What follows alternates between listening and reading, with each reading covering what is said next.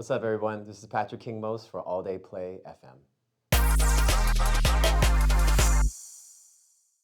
Where I think DJ culture is right now, it's definitely in a new space these past few years. I think the big focus right now is the visual part of it, which is here or on social media or YouTube. So there's emphasis on performance and kind of like, it's almost like wrestling, like the, oh, he jumped up the top rope, and then it's a quick second, then it just kind of like goes, and it comes back. So there's that as well. But also there's the opposite at the same time. It's funny if you think about it. There's like the resurgence of like vinyl DJing worldwide, vinyl collecting, vinyl bars, vinyl only venues and parties. So it's almost like you have the old analog world and the hyper future digital world like coexisting at the same time. Sometimes with the same people, same audiences. So it's like, it's not just one thing. We're just like hip hop DJing. It's more like a lot of stuff. So yeah. So the type of sets I like, you know what? It really depends on the context. You know, like for one, let's say I'm booked to do 2000s party. It's like, oh, I'm gonna play 2000s music, maybe dig a little deeper for lesser things. Or with Love Supreme, it's, you know, dembo and dancehall and Afrobeats and baile. But that can be kind of loose at the same time. I don't think I have a preference. I think it's just like depends on the mood and the place. I think any set where I could feel like I did a good enough job and I pulled off what I wanted to express, that's the best type of set. But music-wise, it's just whatever really kind of respects the context of what's going on. So my preference for set time, to be honest, is sometimes I would say between like opening and right before peak time. Because there, whatever that's an hour or two, you can try out new songs, classics. For me, since I make a lot of my own edits or beats, like, oh, let me see how this sounds, see how people react. Or even at the end where it's like, okay, everyone's kind of got what they came for, so let's maybe take the limitations and expectations of the party or the brand, like let's push a little bit. So yeah, the peak time it's pressure. You know, I mean, we can all do it, we've been all doing this so long, but there's less freedom. But the glory is like, oh, like you're the champ, but you may not express yourself artistically as much. So it's a trade-off, you know, there's pluses and minuses to both. I think pre-pandemic, I could easily do a 5-hour, 6-hour DJ night, you know, because it's a different time. I was in a different space, and so was the culture in general, nightlife culture. But I think now I like to play with other people, especially the people that I know, that we have like a friendship or a bond musically, and also I know skillfully and technically, like, okay, I don't have to like, can they take it over? And I could just watch and learn, you know. I think that's also how you get better as a DJ, just collaborating with others. So I think back to back, you know, and with Love Supreme, it's me, Bella D, and Travi Barbito. It's 3 of us. So sometimes we're just like rotating for 30 minutes. I'm like, okay, what you got? And there's a little bit of like playing double dutch, like, you gonna jump in? So there's that excitement and that like, okay, you got that. I can't do that, that's a weak spot. I'm gonna let you take care of that. So there's a little bit of fun, and you learn new songs and all that stuff. Especially if you know that the person you're passing it to is competent. And you're like, all right, I'm gonna enjoy this. I'm not gonna be like, oh, do you know how to, or it's like, you know, they know how to work the equipment. So yeah, it's fun when everything works according to plan. It's about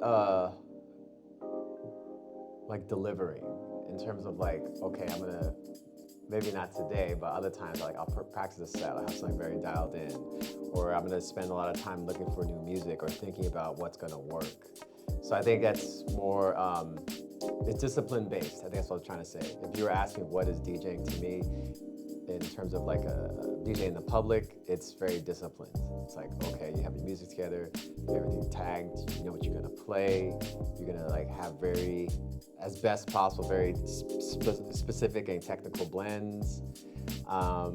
Yeah, I think that's kind of how I come from. I think a friend of mine said classically trained DJ. I'm like, yo, that's exactly what it is. I'm a classically trained DJ and proud of it. Though sometimes it feels a little silly, but it's who we are, it's who I am, it's how I was raised, so that's how it is. Especially in the Bay Area, especially in the US, California, coming from hip hop, coming from scratching, it's part of my DNA in terms of DJing.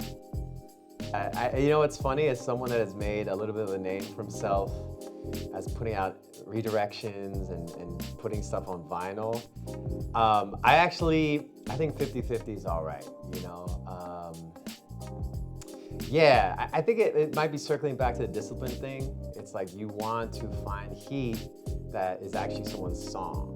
And yeah, it is kind of like you listen to a mix and it's just like this guy just pulled, or this person just pulled edits all day. And like, do they actually look for music outside of this platform? But there's some great stuff out there. I think there's producers out there that make stuff that I really think shapes what becomes popular, you know? Yeah, I think if the question again was remixes versus originals in a set, I think a balance is good. Because there's some remixes that are amazing and there's some remixes that aren't good. And I think another thing to understand is the context of the crowd.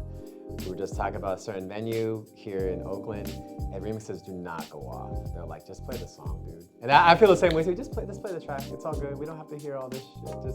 Just play it. It's fine. They know it. It's okay. You know, it's a hit for a reason. But think about what's the thing that inspired you to make the remix. It was probably an original. So you're like, you know. But I mean, there's just so much music out there that it's you should be able to find some original stuff. But sometimes, you know, you gotta get the job done too.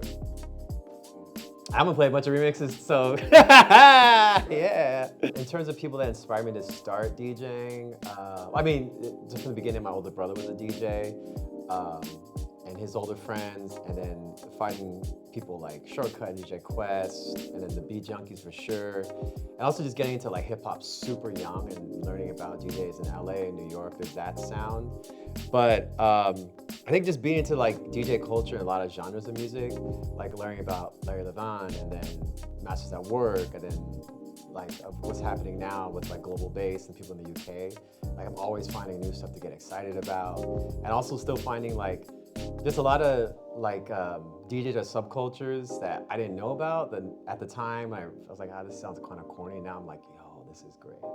Like there's this whole era in Ibiza called BAELERIC, and it's super like mellow, kind of 80s, and it's a lot of different music that you didn't think would be BAELERIC's. Like Sade's in that world, and then like Soul II Soul's in that world, and then like something hella corny, and then Thompson Twins, and then something. Yeah, so it's just like a sound, it's a vibe. So I'm like, I want to learn about this, and at the same time, like, yo, what's like the hottest, like rawest, like Afrobeat shit that's popping right now? So it's a pretty wide angle, but you know, I don't know, man. Like I always felt there's so much out there to learn in this world, musically, art-wise, and we can learn it now with the phone and study it, enjoy it. It's why limit yourself, you know? So yeah. It's from the 80s. The music is from all over the world of the time mostly, but it got played in like these Ibiza islands in like the 80s. So like people would go on vacation in the summer and all this stuff, and it was just like all these DJs, they'd play all this like R&B or like pop that had an R&B feel to it, or just indie. And then it kind of led to like a lot of Europeans would go on vacation in these islands. A lot of like early rave music was kind of overlapping that world too. So it's like, if you look at these playlists, it's like, it does not make sense. Like Don Henley's there next to like early Public Enemy instrumentals. Yeah, so it's this really weird stew of 80s music that's not disco, it's not electronic, it's just kind of crossboard from a lot of different genres. And then just picture people on drugs just vibing out. Like, you know, getting a tan, like, woo-hoo. It's slower, it's chill, and then you're like, oh, y'all rockin' to Anita Baker? Okay, cool. And then some goofy shit afterwards. So yeah, what makes a song perfect? Oh man. You know what's so funny? I was thinking about this last night. Like, I'll get hyped off a song if like it sounds good off a phone. It's like such a stupid thing if you think about it. Like, as someone that makes music, you're always trying to make music sound as best as possible. So I will catch myself like, the song can be kind of whack, like, damn, it sounds really good off my phone, like, wow. Like, but then like a song that's like perfect, like, you know, it's got melody, it's got rhythm, it's got a feeling.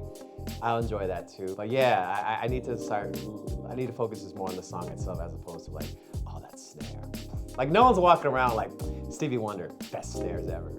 No one's saying that. Like Roy Ayers, oh, the mic work on that? No, they're like enjoying the music. So I think it's maybe a mix of technical and a mix of just soul, you know, soulfulness, melody, whatever kind of stirs with you, inside you. Yeah. Patrick likes snares. Hey, what's up everybody? This is King Most representing KLW and Love Supreme. Today's mix, anything R&B, soulful, melodic, and you can maybe dance to. That's what's gonna happen in today's set. Everybody, this is Patrick King Most, and you're listening to 80p FM.